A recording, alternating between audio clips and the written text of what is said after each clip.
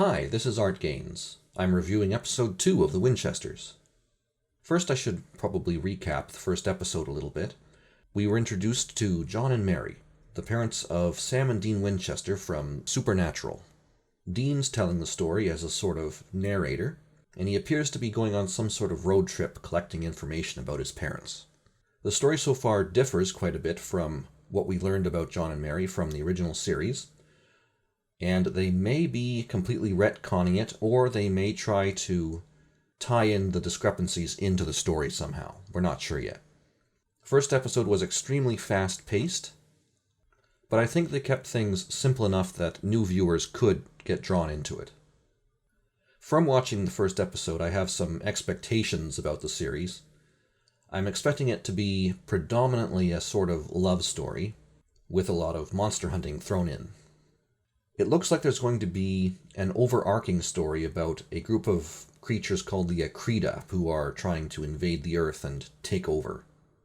But I expect that there will also be a lot of standalone episodes where they'll fight different sorts of monsters.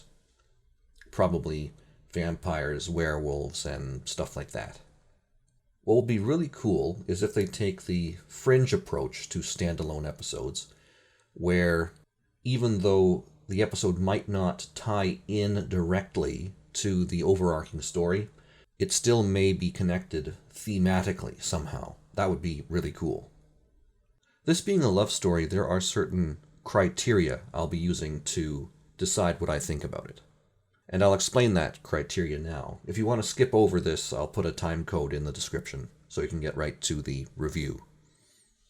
I am, of course, presuming that the CW wants to tell a story about monster hunting with a well-integrated love story, and not that they just want to tell a story about monster hunting with a romance haphazardly thrown in there.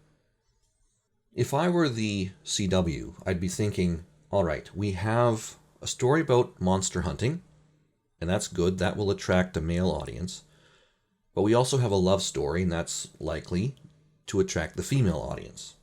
How do we get the most out of this, though? Can we get the female audience to fall in love with John Winchester, and the male audience to fall in love with Mary?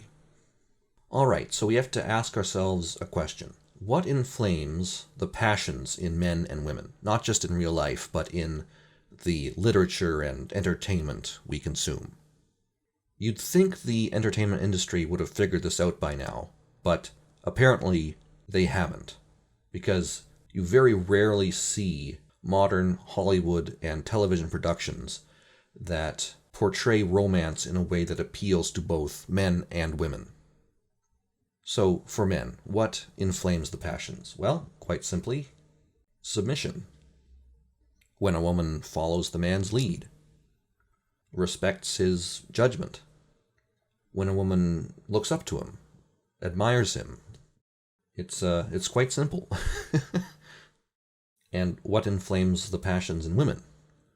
Well, that would be when a man takes on a role as protector, provider, when he demonstrates in one way or another that he can lead her into a better future.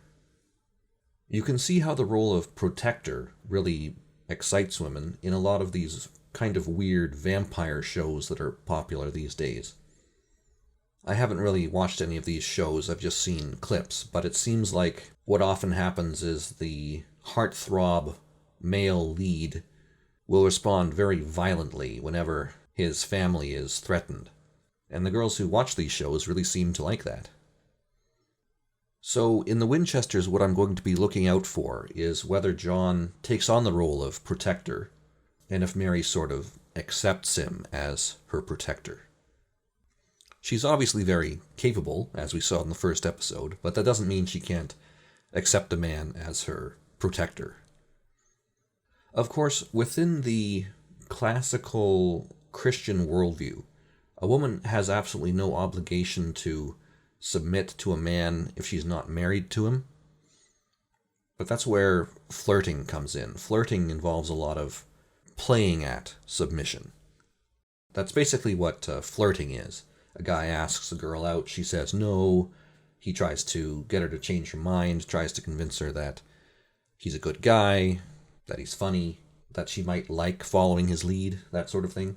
She plays hard to get, and then finally, if she decides that, yeah, maybe this guy is worth following, I'll go out on a date with him.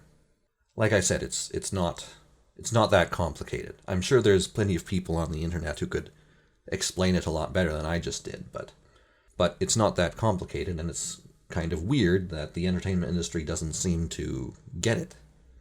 The reason you rarely see heartthrob romance portrayed in television or in Hollywood movies is because Hollywood is of course a bastion of feminism. And the reality is that human beings are not naturally egalitarian. That's not the way our brains work. That's not the way our hormones work. That's not the way we behave naturally. For human beings, the marriage relationship is not naturally a democracy. An egalitarian, democratic relationship in a marriage is never going to result in the greatest amount of happiness for either the husband or the wife. There might be some scenarios where democracy might be a legitimate method for making decisions, but the presumption that a lot of people have today, that democracy is by default the best method for making decisions, is quite simply not true. The reason that feminists do not understand and consequently cannot portray a heartthrob romance is because they have some very weird ideas about power dynamics. They presume that if in a relationship one person has more power than the other, then they must be using that power to oppress the other. After all, feminism is an offshoot of Marxism. They don't understand that someone with power might exercise that power for the benefit of those under their protection. The natural way that human romance is supposed to work is that a woman chooses a man she is willing to submit to. She doesn't have to submit to any other man. It's just one. And in response, the man loves that woman with such a passion that he would literally die for her. Now, most men do not ever find themselves in a situation where they actually have to prove that, but a man can manifest the love that he feels for his wife by working as hard as he possibly can to provide her and her children, the children they have together, with the best standard of living they can possibly have. So anyway, I will be very surprised if any of this is alluded to in the Winchesters, but it is the criteria I'll be using to determine what I think about the love story. I hope that wasn't too weird, but some people go their entire lives and only hear woke feminist BS. When it comes to this show, The Winchesters, to put it simply, what I'll be looking for is whether John has opportunities to demonstrate his abilities as a protector, and whether Mary accepts him as her protector. John will, of course, have to demonstrate competence, and there'd better not be any evisceration of male stereotypes. That will be very disappointing. Alright, so there'll be a pause now as I watch the second episode, and I'll be right back. Alright, I'm back. First impressions. There were definitely parts of this that I liked more than others. The interpersonal stuff was pretty good, but the monster hunting segments of this episode were not that great. We did get a cool look at the Akrita, or at least what I presume are the Akrita, at the end of the episode. They didn't do much except scuttle around and look scary, but it was a good way to introduce the creatures, I think. The less you see of a monster, the more intimidating it can be. Again, very fast-paced, very abrupt changes in setting and tone. One moment they'll be fighting some creature and then they'll kill it and then immediately everything's good. There's no winding down period. It's just, oh, we're done now. On to whatever we were talking about beforehand.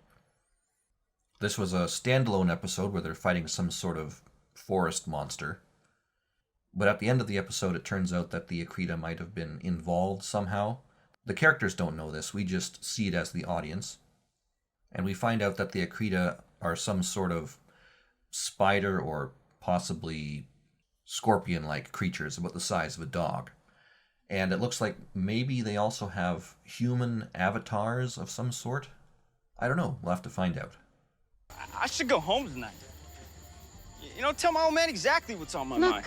You can see the Milky Way. This episode opens in the standard X-Files format, where we're introduced to a group of random people who then have something horrible happen to them, and then our intrepid heroes hear about it and come to investigate. It's formulaic, but the formula works. The ties that bind a family together can be complicated. Dean very helpfully introduces the theme of the episode, which has something to do with how children eventually have to let go of their parents and make their own way in the world. The show's attitude towards parents seems pretty good, pretty respectful. John has some disagreements with his mother, but they resolve their differences pretty well. Mary is trying to emulate her father, and her old friends tell her that she might have inherited some of her father's faults as well, which she acknowledges. His way of contacting me. What are you talking about? Yep. Yeah, I think some got my mouth. John displays competence, which is good. He's still learning, so he makes a few mistakes, but he's not belittled for them. He needs help, and we're going to Topeka to find him. Mary is certainly the leader of the team. It would be nice if there were more men in positions of leadership, but it's not too obnoxious at the moment. There's nothing particularly woke going on here except that the straight white male character is surrounded by 3 women. That seems to be the formula these days. You can't have a male protagonist unless he's surrounded by at least 3 women.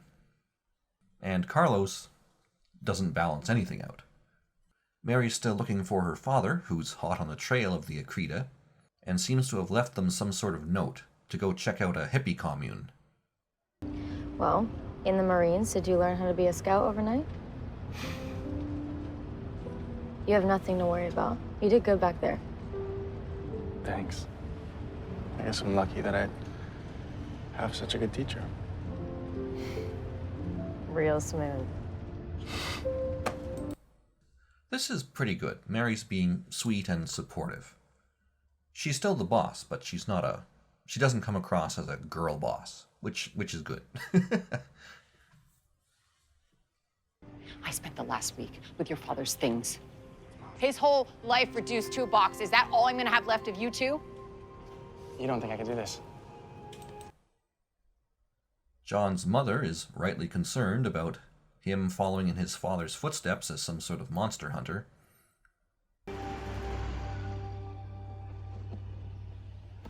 Nervous? No, I'm not nervous. I think I just prefer the less talky, more punchy side of hunting. Well, that's ironic, considering how horrible the punchy parts of this episode are. The interpersonal parts of this episode are pretty good. Some of the talky parts of this episode are very, very talky, and I think this show would benefit from a bit more atmospheric storytelling, perhaps.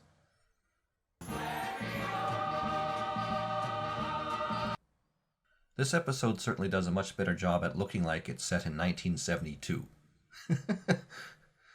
You definitely can't go wrong with the hippie costumes. Breaking free from tyranny. Everyone that's controlling you. My expectations were quite subverted with this character. I was expecting him to be an obvious villain, but that's not what happened.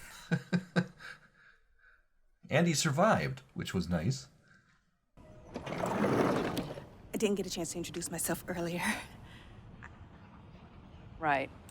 There is a bit of a trope these days with female mechanics, but I didn't find it that annoying in this instance. It looks like Ada is basically taking on the role of Bobby from the original show, the sort of expert who stays behind and figures things out. You can take all of it if you want. Henry planted it years ago and never learned its name, much less how to take care of it. It's Jasmine. It's for protection. Woohoo! A man taking on the role of protector. No shapeshifter is perfect, so you have to look for any slip-ups in behavior. And if that doesn't work, the part where they're trying to kill you is usually a dead giveaway, so.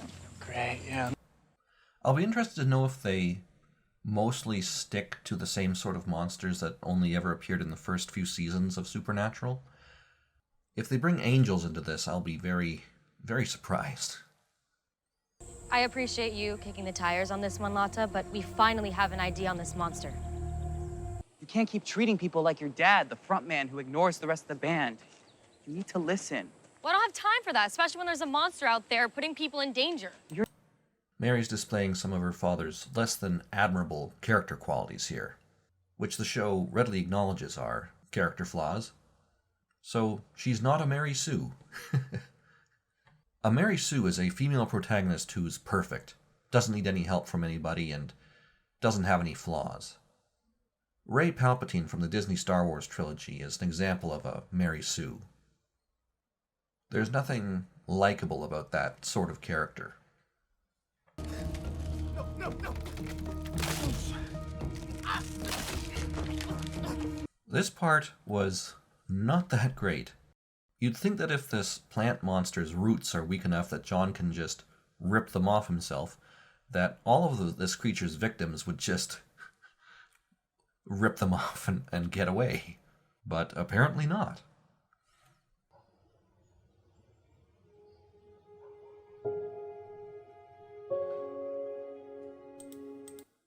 It was nice to see this. A lot of modern television shows would absolutely refuse to portray a happy reconciliation with a father. Usually the kid's rebellious attitude would be rewarded and the father would be emasculated in some fashion.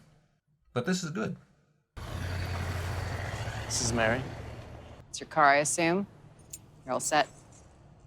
It's on the house. Really? I wonder how Mary makes her money. We all know how Sam and Dean did. Through credit card scams. That would be really funny if they bring that into the show somehow. Whenever we fought, no matter how bad it got, we had to find a way to tell each other after, I love you. So it looks like this show is telling a fairly competent, uplifting story so far, which is pretty encouraging. There's some missteps, but they're not enough to turn me off, at least not yet. Eat it before it gets cold. Is that just literal cheese? Plain and boring, how you like it.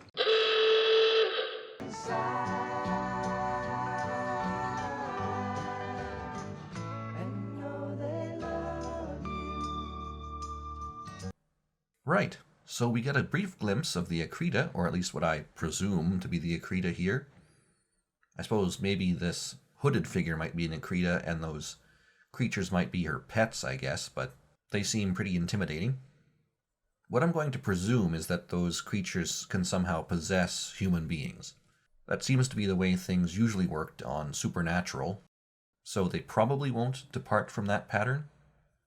It would be very weird if the main villains of the series did not have human form of some sort.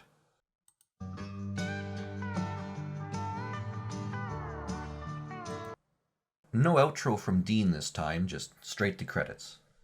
So far I think I'm liking the show, though, to paraphrase the showrunners of The Rings of Power, I wouldn't mind if a bit more masculine energy were injected into the team. The love story is okay.